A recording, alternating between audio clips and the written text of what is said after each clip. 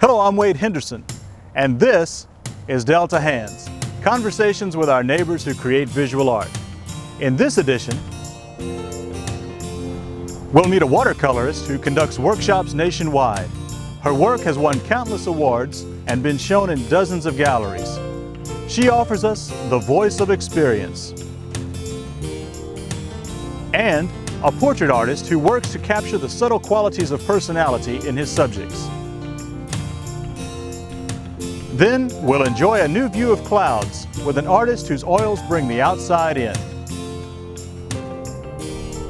We begin with Jane Cox, who, from a quiet neighborhood in Baker, maintains a national reputation for her teaching and painting.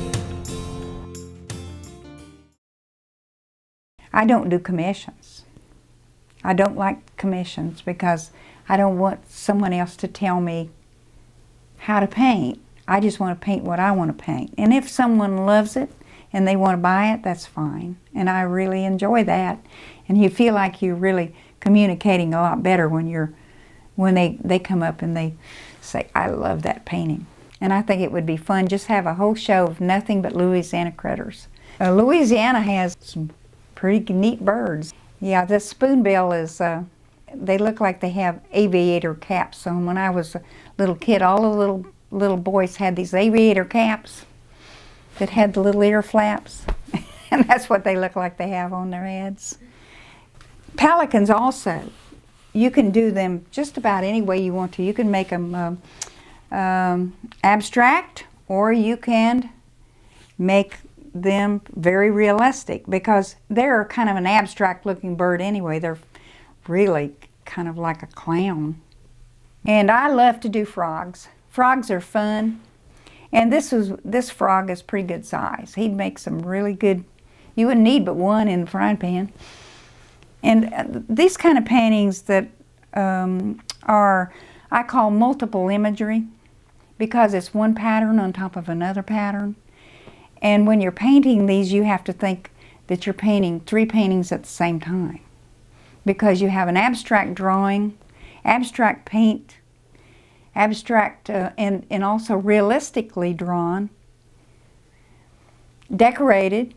So you have to make sure that every shape and every color shows through. You can paint fish any color you want to, any way you want to. You can decorate them any way you want to. And no one can say that that's wrong, because you can say, prove it. I made the purple moss because it needed it in the painting. It doesn't matter what it really is. When I was in high school, I was fortunate enough to have a teacher for watercolor only in high school, in Miami-Edison High School in Miami, Florida.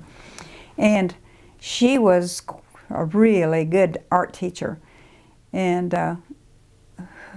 who ever heard tell of having a watercolor teacher in high school, way back when I went to school?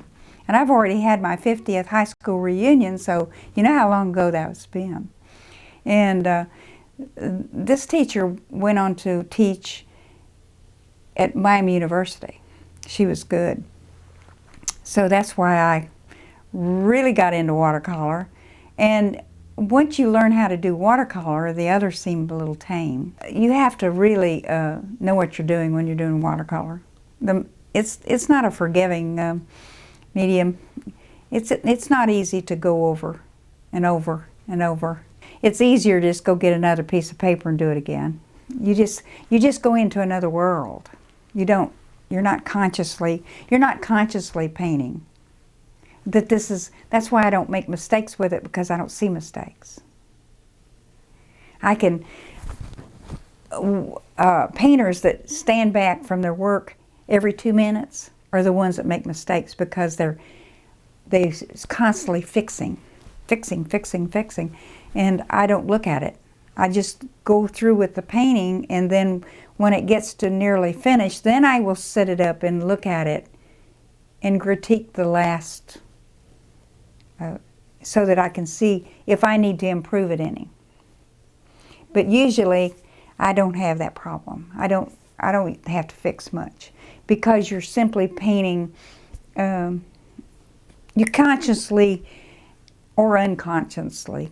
You're thinking shapes and size and color and value and alternation and gradation, and this is constantly in your mind, and it comes in steps.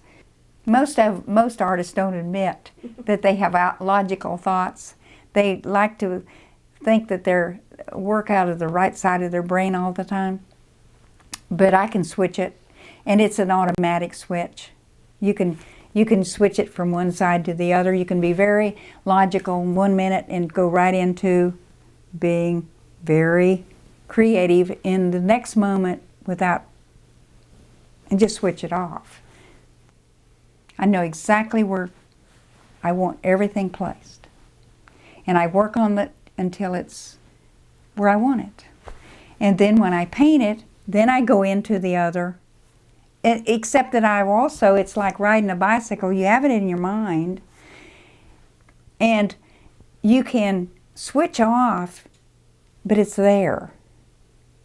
You know what I mean? It's still there, and you do things automatically because it's there, but you're not consciously thinking, now what am I going to do next? You don't think that way. It just automatically comes because you've done it so many times. And it takes a lot of paint and a lot of paper to be a good artist, and a lot of work. And anybody can do it, even though they think they can't. I have a problem with the word talent. Talent should probably have never been put into the dictionary because it's a cop-out word. And people can say, well, I certainly would like to do that, but I don't have the talent. So it just sets them up so that they don't have to do anything. An artist, a group of artists, are probably what could bring things together. Because artists, doesn't matter who you are, an artist they get together, they're friends. I think you can see things from all sides a little bit better than most people can. More than likely because you're using both sides of your brain at the same time, and you're using your creativity, and you're not one way. I think that you're using everything, all your knowledge instead of part of it, because you're maybe an artist, even though a lot of people think they're closed up in their little world. They're not. They're out all the time trying to find new things and new ways, and probably study a little bit more and probably see things a little bit clearer. I mean, you begin to learn how to see, and you don't take things for granted out in the world. You're looking at them a lot more, and I think my husband probably tell you that I've taught him a lot of that. That you begin to see colors, you begin to see textures, you see everything, and I think that's probably makes you a little bit wiser in everything else, because you're probably seeing things a little different.